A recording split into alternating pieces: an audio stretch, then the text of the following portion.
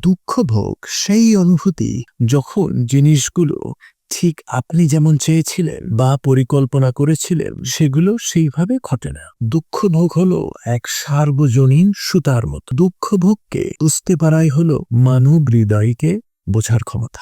The quiet blur, suffering, silent and unseen, turns broken earth to shades of green. In pain, the heart learns how to bend, and in the bending finds its meaning. ঠিক তাই, আসুন কথা বলি আমাদের যে দুঃখ ভোগ তার সঙ্গে আমরা কিভাবে মোকাবেলা করতে পারি। এটা গুরুত্বপূর্ণ। আর যেহেতু আপনি দুঃখ কষ্টের মধ্যে দিয়ে যাচ্ছেন, এটা আপনার জন্য, তাই একদম মিস করা যাবে না। Say COVID-19 প্যান্ডেমিক, এই মহামারী শুধুমাত্র একটি গুরুত্বপূর্ণ স্বাস্থ্য সংকটই নয়, বরং বিশাল আর্থিক ও মানবিক দুঃখ কষ্ট বয়ে এনেছে। স্বাস্থ্য নিরাপত্তা নিয়ে উদ্বেগ, প্রিয়জনদের হারানো এবং বিচ্ছিন্নতা বিশ্বব্যাপী মানুষের উপর গভীর প্রভাব ফেলেছে, যা দেখায় যে একটি বৈশ্বিক স্বাস্থ্য সংকট কিভাবে সমষ্টিগত দুর্দশার কারণ হতে পারে। ফ্রাইডরিখ নিটশে, a German philosopher, says, "To live is to suffer.